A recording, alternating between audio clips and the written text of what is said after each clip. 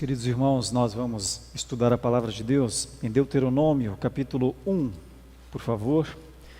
Peço que abramos as escrituras em Deuteronômio, capítulo 1. Os versículos são versículos 6, 7 e 8. Deuteronômio 1, 6, 7 e 8.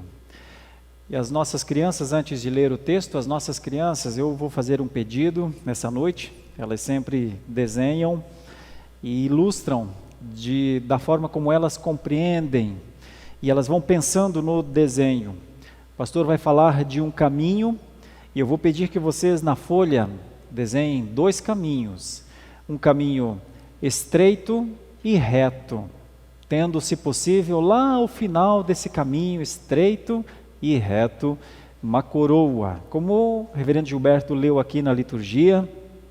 Na carta aos Hebreus está escrito que nós devemos correr a carreira que nos está proposta, olhando firmemente para o autor e consumador da nossa fé. E também João, quando escreve no Apocalipse, ele diz que aqueles que forem até o final receberão a coroa da vida. Então, um dos desenhos em um lado da folha, um canto da folha, algum lugar, peço que as crianças façam este caminho estreito e reto, pode ser até um pouco comprido, com uma coroa ao final. Mas façam um outro caminho também, um caminho bem largo, um caminho em que a gente não consegue ver direito a margem da esquerda nem a margem da direita. E talvez, por causa disso, um caminho que nós andamos em círculos dentro dele. Então peço às crianças que nesse caminho largo, quando começarem, quando pontuarem a canetinha ou o lápis na folha, não levantem a mão e façam uma porção de círculos, S's, e assim, então, imaginem como é possível alguém andar em círculos, dar voltas e mais voltas e não chegar até o final. Será que as crianças conseguem desenhar isso? Um caminho reto, objetivo, estreito, mas que chega ao final. E um caminho largo, mas que quem está nessa caminhada pode dar muitas voltas e às vezes até nem sair do lugar, ou sair muito, muito pouco do lugar de onde começou a caminhada. Tá bom?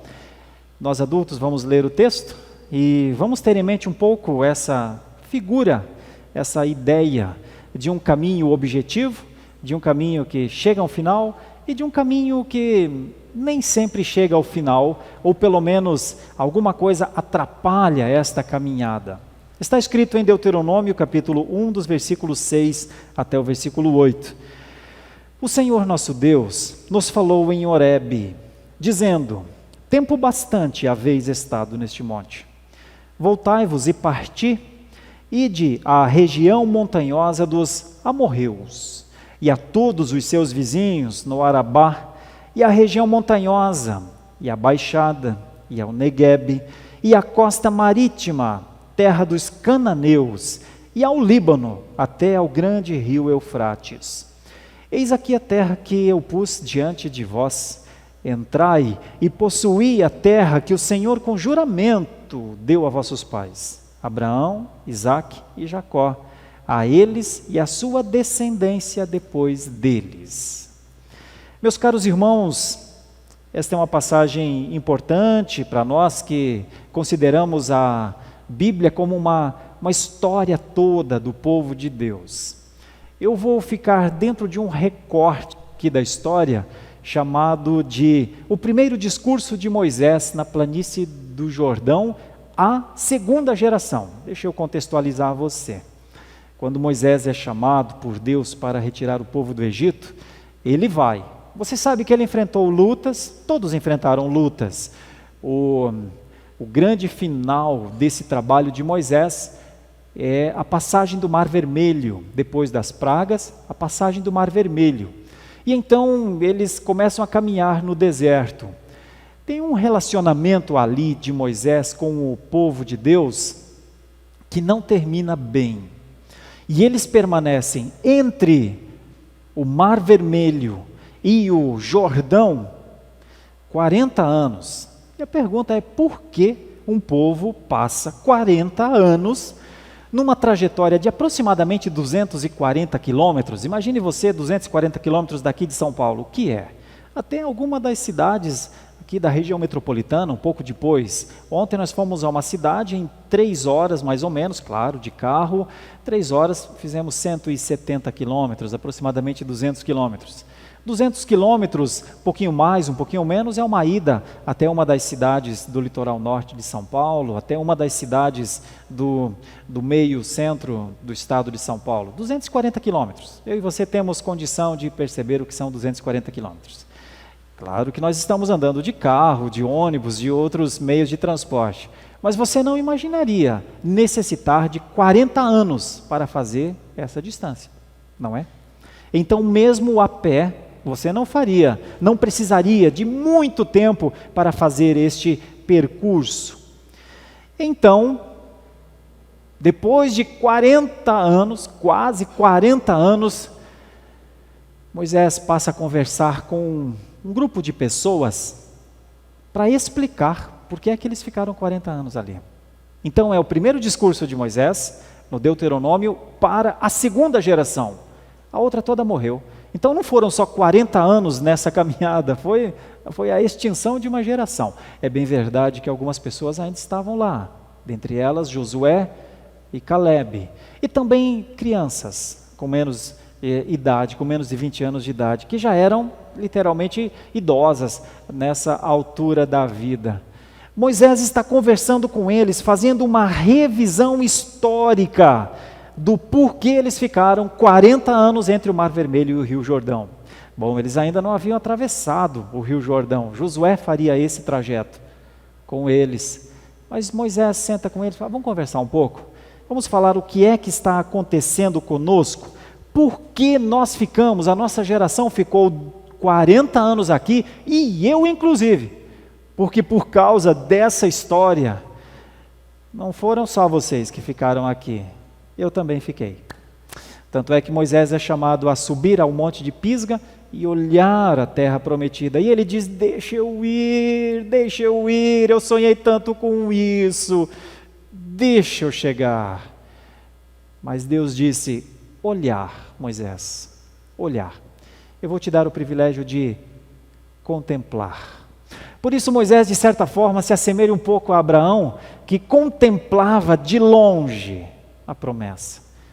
Moisés foi até onde Deus queria que ele fosse. E ele morre ali, no monte, e então é Josué que leva esse povo para fazer a segunda travessia, a do Rio Jordão, rumo ao sul de Canaã. Eles entram em Canaã pelo sul, por Jericó. Você também conhece a história. As crianças, inclusive, cantam as 7 voltas de Jericó. Pois é. Esse é o momento, esse é o recorte que nós vamos pensar aqui. A caminhada do povo de Deus, a marcha do povo de Deus. É claro que você já conhece um pouco de como nós lidamos com o texto bíblico. E nós vamos explicar o texto, explicar os detalhes do texto. E hoje, até mais do que normalmente eu faço, eu vou gastar um tempo aplicando. Então, a exposição do texto terá um tempo um pouco menor, para que eu tenha tempo para aplicar isso aos nossos dias. O que uma passagem como essa pode nos falar? Afinal de contas, nós também estamos numa marcha, não estamos? Estamos numa caminhada, não estamos? Temos de nos perguntar de vez em quando, será que tenho caminhado bem? Será que tenho andado objetivamente? Será que tenho andado olhando para o autor e consumador da fé? Eu olho para Jesus, eu ando para Jesus, eu amo a glória de Deus, eu estou mais perto de Deus hoje do que eu estava ontem. E é muito bom quando a gente diz: é verdade, louvado seja Deus, eu estou sim. Eu tenho tido o privilégio de santificar-me ao Senhor, de buscar a santidade do Senhor. Eu tenho tido o privilégio e a iluminação do Espírito Santo de Deus de perceber que eu sou um pecador. Talvez eu nem conseguisse andar nesse caminho, mas o Senhor, a sua voz, o seu governo, o seu domínio sobre mim, Ele é o meu Senhor, Ele me conduz. Nem que eu quisesse, eu não conseguiria andar nesse caminho. É Ele que me leva. Talvez a gente consiga dizer isso ao Senhor. Talvez a gente consiga dizer mais. Talvez a gente consiga dizer: e não só eu. eu e minha casa servimos ao Senhor. Andamos no novo e vivo caminho, caminho estreito, é verdade. Não temos muitas opções para mudar de caminho, só temos esse. Eu sou o caminho, a verdade e a vida, disse Jesus, é nele que eu e minha família, e algumas pessoas que eu vou encontrando de vez em quando, e digo, venha para esse caminho, este é o caminho, eu ando nele, andem neste caminho também. Às vezes conseguimos dizer isso, mas às vezes não. Às vezes não. E é quando a gente não consegue andar nesse caminho que a gente precisaria fazer uma reflexão. Senhor, eu tenho andado em círculo. Senhor, eu tenho feito pouco antes disso. Eu tenho entendido pouco. Eu tenho entendido mal, Senhor, que há um caminho com a Tua presença, com o Teu cuidado, com a Tua voz. Há um caminho em que eu progrido, em que nada me falta. Há um caminho que eu deveria andar e eu não ando. Senhor, tenho feito pouco nesse caminho? Senhor, será que o que eu tenho feito é altamente cansativo? Tenho andado em círculos, tenho me desgastado tanto. Tenho batido aqui, batido lá, tenho tido entrevero com um, entrevero com outro, tenho me desentendido com um, me desentendido com outro. Até com o Senhor, de vez em quando, me parece que eu não entendo muito bem com o Senhor. As coisas que o Senhor pede para eu fazer, eu não tenho conseguido fazer, Senhor. Será que eu tenho andado em círculo? Será que eu estou como aquele desenho da criança? O caminho é tão largo que eu não sei onde estão as margens. Então eu ando por aqui, eu ando por lá, como a criança que desenha num papel. Será? Moisés conversou com a segunda geração para dizer para a segunda geração, a gente precisa pensar, precisa revisar a nossa história. A gente precisa revisar os nossos dias. A gente precisa entender por que é que a gente está há 40 anos aqui. Por que é que a gente já não está em Canaã? Por que é que a gente já não está vivendo à frente, além de Jericó? Por que é que a gente não está lá criando os nossos filhos na terra que emana leite e mel? Que Josué e Caleb disseram. Por que é que a gente não está lá? Por que é que a gente tem sempre a impressão que a gente está no mesmo lugar? A gente precisa conversar sobre isso. Nem sempre é fácil conversar sobre isso. Às vezes é melhor falar assim, eu não quero saber disso, eu não quero saber em que estágio eu estou da minha fé, eu não quero saber, eu quero só pensar na graça. Mas meus irmãos, será que a graça será que verdadeiramente é um estado de graça, andar em círculo quando há um caminho para andar? Será que às vezes a gente não se engana com a graça? Será que às vezes a gente não se engana com a fé? Será que às vezes a gente não acha que tanto faz aonde a gente está, quando Deus diz, esse é o caminho, anda nele, vamos, anda nele. E a gente diz, Deus, eu quero ficar com a sua graça, onde eu estou do meu jeito. Será? Eu quero pontuar algumas coisas aqui. Algumas coisas possivelmente nos farão pensar. Algumas coisas eu tive de pensar estudando essa passagem. Quando a gente chega à conclusão que a gente faz pouco na obra? Quando a gente chega à conclusão que a gente faz pouco como cristãos? Quando? Será que a gente chega a essa conclusão? Eu vinha no carro conversando com a minha família, são 20 anos de ministério. Que pena que eu fiz tão pouco. Que pena que eu não posso voltar mais. Que pena que os acúmulos dos meus erros só fazem parte da minha história. Quando eu fiz pouco? É difícil fazer essa pergunta para nós mesmos, porque primeiro a gente tem que se fazer a pergunta, a gente faz pouco na obra? Antes disso, a gente nunca vai se perguntar quando foi que a gente fez pouco. Se eu fiz pouco, Senhor, por que eu fiz tão pouco? Será que a gente consegue fazer essas reflexões honestas diante da passagem, diante de uma passagem? Eu vou levar vocês a esse período, esse recorte extremamente reflexivo. O versículo 6 está escrito desta forma: o Senhor nosso Deus nos falou em Horebe, que quer dizer Sinai, é o Monte Sinai. O Monte Sinai, você sabe, é o Monte dos Mandamentos. É o monte que Deus deu a lei. Não terás outros deuses diante de mim, não farás para ti imagens de escultura, nem adorará nenhum tipo, não fará nada e nem adorará nada. Foi ali que o Senhor disse, não pode tomar o santo nome de Deus em vão. Foi ali que o Senhor disse, olha, tem um dia que é o dia do Senhor, Tem um dia que é do Senhor, é dele, ponto final, é dele. Dele, dia do Senhor. Foi ali que o Senhor disse, olha, você vai ter pai e você vai ter mãe. Honre bem teu pai e tua mãe. É o único jeito de teus dias serem dias de graça na terra. Foi ali que o Senhor disse, olha, matar jamais, adulterar jamais. Foi ali que o Senhor disse, olha, falso testemunho contra o irmão, nunca. E jamais cobiçar alguma coisa que não é tua. Foi ali. Eles levaram 400 anos como escravos. Depois eles levam mais ou menos uns 50 dias, perto de 50 dias para chegar ao Sinai. E então eles ficam aproximadamente um ano no Sinai. Até o dia que Deus diz, hora de partir. Hora de sair daí.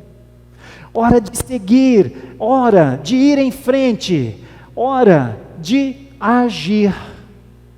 Eles haviam ouvido tanto, um ano mais ou menos, receberam a lei.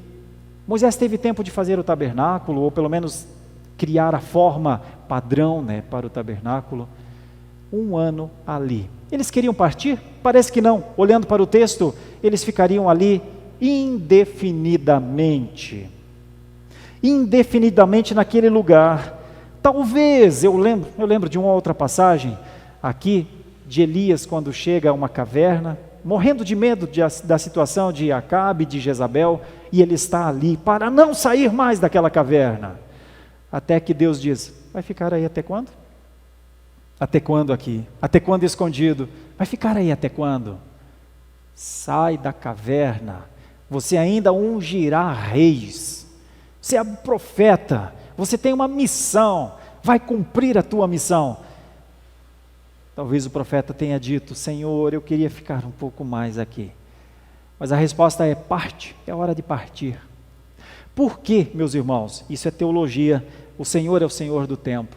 A nossa vida é uma sequência de tempos do Senhor. Nós não temos o direito de administrar os tempos da nossa vida. Os tempos da nossa vida também são do Senhor. E é Ele que diz, tanto para Elias, quanto para o povo, bora, é hora de caminhar. Olha, até aí tudo bem. Quem não gosta de viajar? Quem não gosta de uma boa estrada, né? O povo de Deus poderia caminhar, o povo de Deus tinha as promessas de Deus, mas quando Deus diz, é hora de iniciar a caminhada, a primeira reação é, Senhor, a gente já conversou sobre isso há muito tempo, nós já mandamos 12 espias para uma terra e tal, e Senhor, essa terra é cheia de inimigos, Senhor.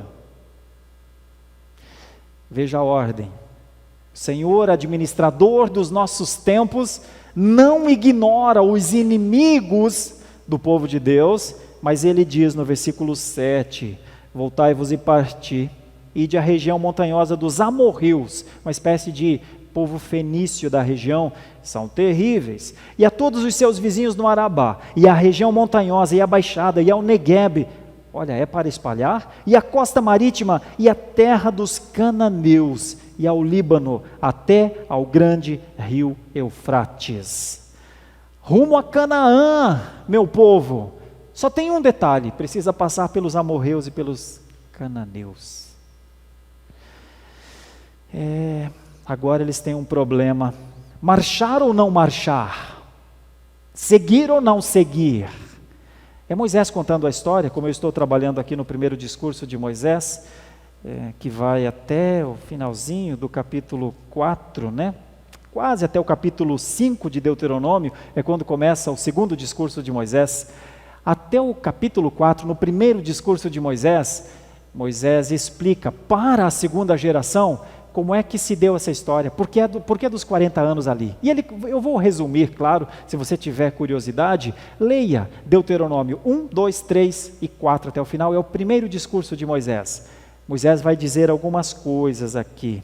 Moisés vai dizer, nós já mandamos 12 homens para uma terra de promessa, os 12 voltaram, 10 disseram que é um perigo para a nossa vida chegar àquele lugar, 2 disseram, nós podemos ir, e então, quando nós tomamos uma decisão baseada no pensamento destes 2, vamos subir, vamos à terra, vocês ficaram com medo. vocês não subiram. E vocês, por não subirem, alvorotaram todo o povo, e o povo ficou com medo. E então, veja, Moisés falando da segunda geração, e então eu disse aos seus pais, vou simplificar, eu disse aos seus pais, como Josué e Calebe disseram, vamos, o Senhor Deus nos deu essa terra, não importa se nós teremos amorreus ou cananeus, ou quantos zeus existirem, nós iremos, a terra é nossa, a terra é promessa. Mas vocês não foram, vocês ficaram com medo, vocês não reconheceram o Senhor como vosso Deus, vocês não confiaram em Deus, vocês por causa disso, da rebeldia, os mesmos 40 dias que os espias ficaram espiando a terra, se tornaram os 40 anos que os seus pais andaram nesse deserto e muitos de vocês. Essa é uma reflexão dura, eles começaram a perceber por que é que eles ficaram 40 anos no deserto. A segunda geração começou a perceber o que é uma rebeldia contra o Senhor, o que é um pecado de desobediência contra o Senhor, o que é a desconfiança em relação ao Senhor. Eles começaram a perceber o quanto eles tinham perdido da bênção do Senhor. Os pais, então, perderam toda a bênção do Senhor, a bênção prometida. Nenhum dos pais chegou, a não ser Josué e Calebe. E agora eles estavam sabendo por que os pais deles haviam vivido este fracasso.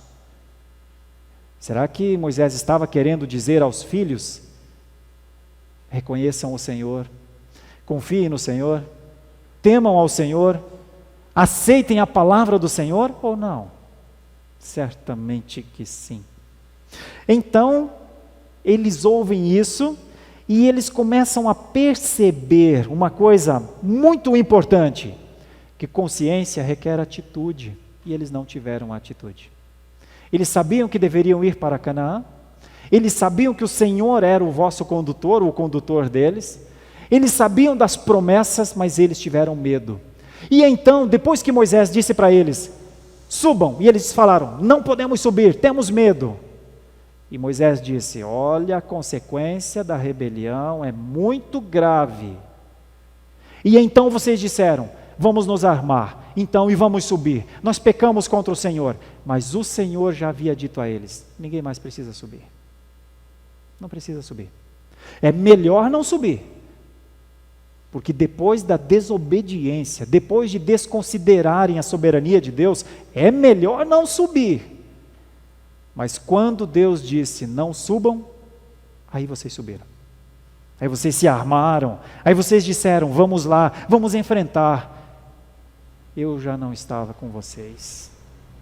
E então o povo é derrotado nessa investida.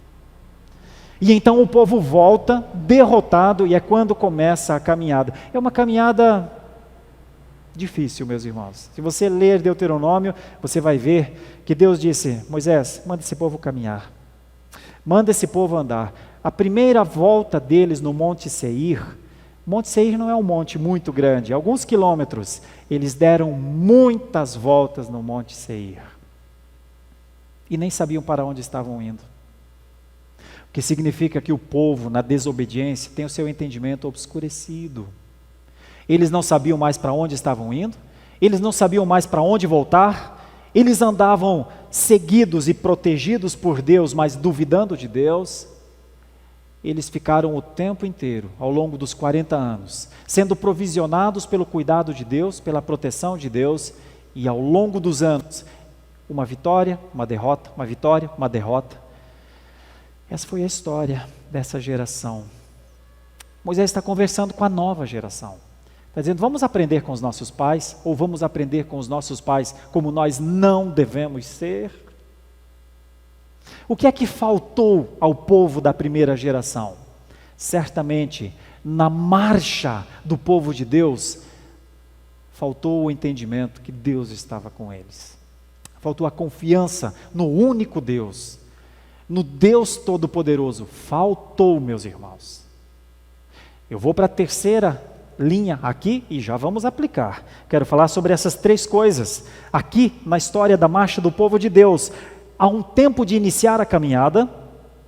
A marcha foi uma ordem marcha. Inclusive, já há bastante tempo, quando o povo chegou diante do Mar Vermelho e o povo clamou a Moisés: Senhor, nós vamos morrer aqui. E Moisés disse: Deus, eles estão com medo, eles acham que vão morrer. E Deus disse: diga apenas ao povo que marche. É para marchar. Então vem de longa data essa ordem: marcha. A ordem é: vai em frente. E uma terceira ideia dessa passagem é que se Deus prometeu, Ele vai cumprir.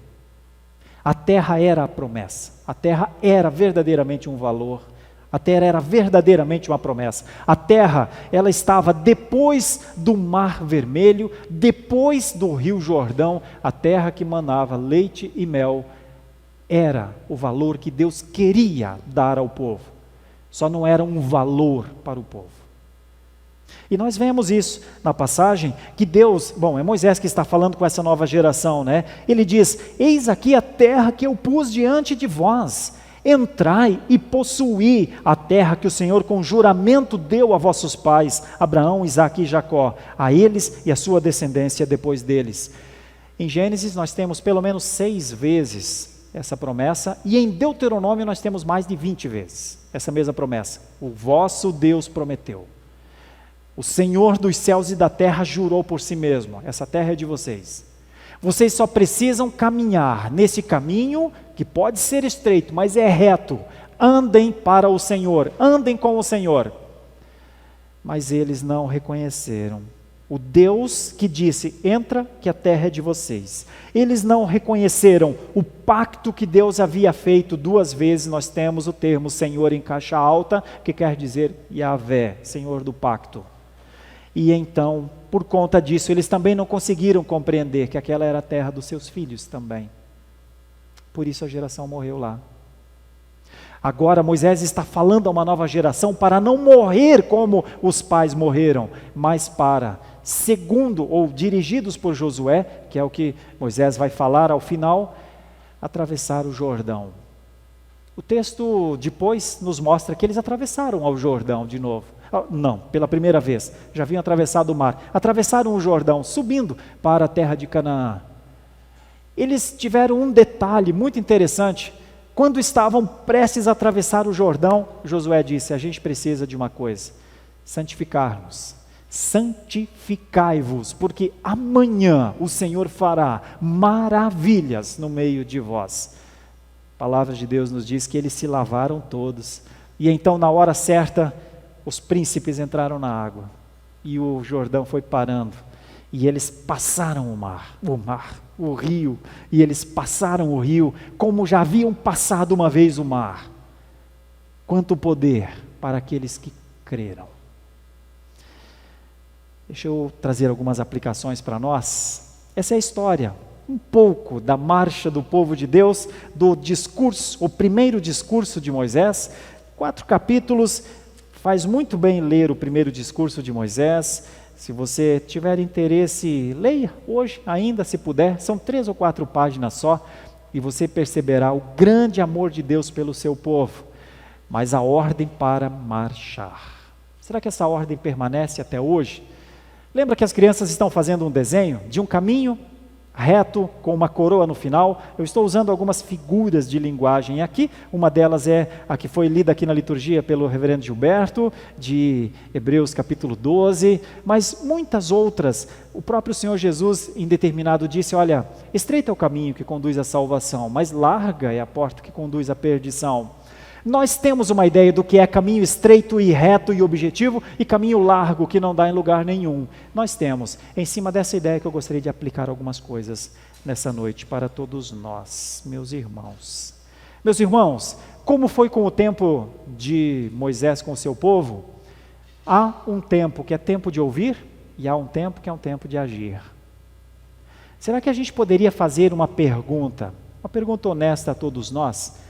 Quanto tempo eu estou dedicando a ouvir do Senhor e quanto tempo eu estou dedicando a agir para a glória de Deus? Porque talvez haja uma tendência natural em nós em querer ouvirmos mais. O povo também tinha. O povo ficaria ali, às margens de Horebe ou do Monte Sinai, uma vida inteira talvez. Mas eles tinham de partir. Existe um tempo que é o tempo de ouvir, que é um tempo de receber, que é um tempo de capacitar, que é um tempo de buscar todas as informações possíveis. Existe esse tempo. Embora em alguns casos Deus dá o privilégio de pessoas assim que são convertidas já serem lançadas à missão, fazerem missão mesmo. Assim que recebem a fé, logo fazem discipulado. Mas eu sei que não é com todos isso. Então eu respeito a ideia de que há um tempo que seja mesmo o tempo de ouvir. O meu ponto é, esse tempo é um tempo indefinido? Como é que a gente pode fazer essa análise? Como é que eu gostaria de aplicar isso de maneira muito prática à sua vida? Você precisa pensar, há quanto tempo eu sou convertido? Quanto tempo eu conheço ao Senhor Jesus Cristo como Senhor? Há quanto tempo eu sei que Deus é Deus? Há quanto tempo eu sei que eu não posso ter outros deuses diante do Senhor? Há quanto tempo eu reconheço que eu fui alcançado pela fé para ser um cristão no mundo? Há quanto tempo? E aí eu e você, cada um de nós sabe há quanto tempo. O que eu tenho feito ao longo desse tempo? Esse tempo é curto? Alguns de nós têm meses do conhecimento de Jesus. Outros têm décadas do conhecimento de Jesus. Há quanto tempo a gente conhece a Jesus? Olha, o povo aqui conhecia a Deus e ao seu poder aproximadamente 40 anos. 40 anos. E há 40 anos eles enfrentavam um dilema: não reconhecer o Senhor como o governo da sua vida. Será que a gente corre o risco de passar por uma situação como essa? É uma pergunta, é importante, porque é só fazendo análises objetivas que nós conseguimos chegar a alguma ideia de como temos exercitado a fé. Se a gente não analisar, se a gente não fazer uma leitura em relação ao tempo da nossa fé, nós jamais compreenderemos ou entenderemos se estamos caminhando objetivamente na fé ou se estamos andando em círculos. Quanto tempo de crente? Quantos anos? Quantos anos de crente? Quantos discípulos? Quantas pregações a pessoas? Quantas defesas da fé? Quantos posicionamentos? Quantos? Quantos? Importante pensar nisso. A nossa mente pode tentar nos enganar, falar assim, fé não é isso que o pastor está falando não. Ninguém precisa lutar não, ninguém precisa se posicionar não. Fé é outra coisa, é sentir, eu sinto que eu amo a Deus e que Deus me ama. Será que fé é isso, irmãos? Tem uma tendência a achar que fé não é isso, que essa é uma fé que eu posso criar, que eu posso imaginar, mas fé é outra coisa. Se você quiser saber literalmente o que é fé, vai para Hebreus 11, e você vai ver como aqueles homens exercitaram a fé. O que é fé para Deus está em Hebreus 11. Fé é a certeza das coisas que não se veem. Fé é uma certeza da glória de tal maneira que mesmo que tirarem a nossa vida hoje, a gente vive eternamente. Fé é olhar para trás e ver os nossos pais firmados num posicionamento para a glória de Deus, lamentando e se posicionando contra o mundo idólatra, o mundo que despreza a glória de Deus, o mundo que não liga para Deus, o mundo que diz Deus longe de mim. Fé é tomar pessoas caídas pela mão e trazê-las, olha, vem cá, deixa eu te mostrar o amor de Deus. Fé é se importar e insistir como uma goteira numa latinha, uma vida inteira para encontrar ou para buscar um filho perdido. Isso é fé. Fé é sofrer o dano muitas vezes só porque somos cristãos, sermos ridicularizados por esse mundo terrível que a palavra chama de tenebroso. Isso é fé. Fé não é gostar da igreja, meus irmãos. Fé é mais que gostar da igreja. Fé é tomar um posicionamento, dizer para nós mesmos, quando olhamos no espelho, pecador, é isso que você é. Pecadora, é isso que você é. Quando a nossa mente, o nosso coração quer nos enaltecer, quando nós nos maquiamos contra o mundo, com tinturas que jamais esconderão os nossos fracassos na fé. O nosso fracasso na fé começa a aparecer quando nós analisamos que nós poderíamos ter sido melhores. E então nós vamos descobrir quem é que vence por nós. Por isso nós cantamos, vencendo, muito vitorioso, é o Senhor, é Jesus. Porque nessa vitória da fé, essa é uma vitória com pessoas tendenciosas ao fracasso. Nós não temos energias para vencer. Nós só temos fé para vencer. A fé que o Senhor Deus dá, quando estamos caídos, quando estamos machucados, quando achamos que nem mesmo nós conseguimos andar, o Senhor nos levanta. Este é o caminho, filho. Eu estou contigo, eu te tomo pela tua mão direita, eu te sustento, eu te ajudo. A vitória da fé começa quando a gente reconhece o nosso fracasso. Enquanto não reconhecermos o nosso fracasso, não haverá vencedores na fé. Enquanto não reconhecermos a dureza do nosso coração, o afastamento da santidade, enquanto não reconhecermos que nós não oramos ao Senhor verdadeiramente reconhecendo os nossos pecados, de nada adianta a gente fazer oração maravilhosa de confissão de pecados, dizendo: Senhor, perdoa os meus pecados, quando nós não nos lembramos de voltar às pessoas que nós ferimos, quando nós não nos lembramos de reconhecer diante de Deus que nós não somos as testemunhas de Atos 1:8 e era para que fôssemos. Não há vitória da fé se antes não houver o reconhecimento que nós somos um fracasso de verdade. Que eu sou um pastor que deveria ser um pastor muito melhor do que sou e que todos nós deveríamos ser crentes muito melhores do que somos. Não há vitória da fé quando os vitoriosos, entre aspas, estão defendendo os seus dogmas, as suas histórias, as suas tradições. Esquece, não haverá. Esse povo precisou reconhecer, entender pela boca de Moisés que eles poderiam ter feito uma trajetória de poucos quilômetros em poucos dias, mas por conta da dureza dos seus corações eles ficaram 40 anos ali. Deixa eu aplicar outra coisa. Antes de terminarmos, eu já estou terminando. Se a ordem é fazer discípulos de todas as nações, então quem não quiser fazer discípulo tem que pedir licença para parar, porque a ordem foi dada. A ordem é marchar para aquele lindo país. A gente canta uma canção linda: um dia almejo eu encontrar um lugar, num dia lindo almejo eu encontrar um lugar específico da eterna glória. O ponto é, meus irmãos, esse é o final da história, esse é o final da marcha. Nós temos uma caminhada até esse dia, e nós temos de negarmos-nos a nós mesmos todos os dias, e nós temos de fazer morrer dentro de nós a natureza terrena todos os dias, e nós temos de prosseguir nesse caminho, reconhecendo dia após dia que nós temos um inimigo dentro de nós, que se levanta para não andar neste caminho. Enquanto não houver confissão verdadeiramente de pecado diário cometido contra o Senhor, meus irmãos, o Senhor continuará a dizer: marcha, e nós continuaremos a dar as voltas, os círculos que as crianças estão desenhando. A terra é uma promessa. Deixa eu aplicar uma terceira coisa aqui. O que é essa terra de promessa hoje? Em Apocalipse está escrito, que há um lugar, a Jerusalém celestial, há um lugar de ruas de ouro, há um lugar que não há mais pranto, há um lugar que não há mais rios, há um lugar maravilhoso na glória de Deus. E há mesmo esse lugar, é uma promessa. Os eleitos pisarão nesses lugares. Meus irmãos, mas o que é como uma amostra, uma ideia dessa terra celestial, desse tempo, deste lugar em que o Senhor fala com a sua palavra e que nós não precisamos nem de sol nem de lua mais? O que existe na terra para mostrar este lugar? O que existe na terra é uma Bíblia. É um portal. O que existe na terra são 66 livros inspirados para que nós olhemos e contemplemos o lindo país. A terra é uma promessa, mas ninguém chegará lá se não passar por este portal.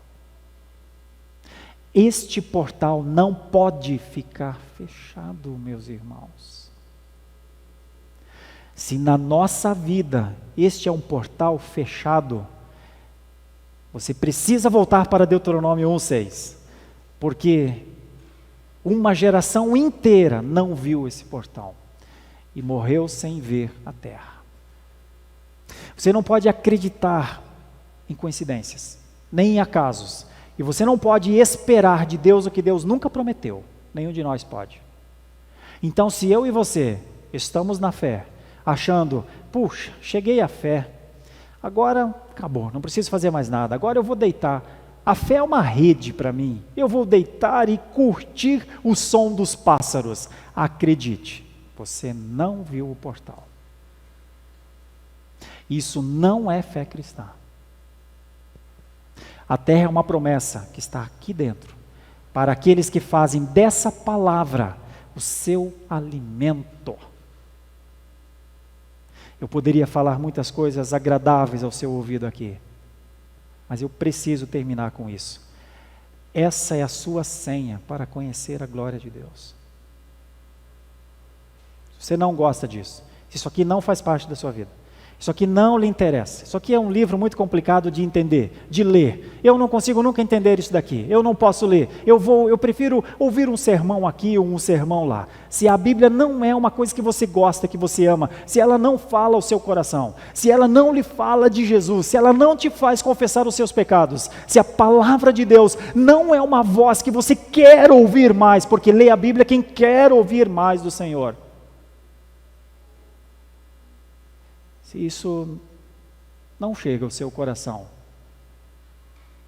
você precisa se lembrar que uma geração parou no meio do caminho por causa disso. Porque a palavra de Deus não era mais a ordem e a segurança para viver. Você tem uma vantagem em relação ao povo de lá. O povo de lá, só os filhos deles chegaram a Canaã. Você pode chegar por você mesmo. Por você, eu digo, tomando a decisão, a sua decisão. Você pode chegar por Cristo, para que você chegue e a sua geração chegue com você. Para que você adentre e os seus filhos adentrem com você. Com isso, meus irmãos, fiquemos com 3 ideias aqui. Existe um tempo de ouvir, mas não é indefinido não. Depois de ouvir, é agir mesmo. A consciência requer uma atitude. Só ter uma consciência das grandes coisas do céu não é tudo, não. Requer uma atitude. Muitas vezes precisamos passar pelo meio dos nossos inimigos. A ação adequada é viver na terra prometida, não é só olhar de longe. A primeira geração ficou, até Moisés ficou. A segunda viveu. Se tem uma coisa na terra que pode te ajudar a viver dentro da terra prometida, é a palavra de Deus. Por isso, com a palavra de Deus, viva a vida em comunhão com seus irmãos, viva a vida de caminhada com seus irmãos, marche com os seus irmãos que já andam com a voz de Deus nos seus ouvidos. Se você não ouve muito a palavra de Deus, você precisa da palavra. Com a palavra, você vai buscar a melhor igreja que você puder. E eu falo para aqueles que talvez nos acompanhem por nossas plataformas digitais. É a palavra que precisa definir qual igreja você vai frequentar, vai ser membro. Que o Senhor Deus nos dê graça nessa marcha. Que não deixemos para trás pessoas que não conseguem andar. Que o discipulado possa ser um braço estendido àqueles que estão fracos na fé. Que a voz de Deus seja a voz para todos e não só para alguns, e que a certeza que essa marcha leva-nos à coroa da vida possa ser uma certeza no coração da igreja. Que Deus nos ajude.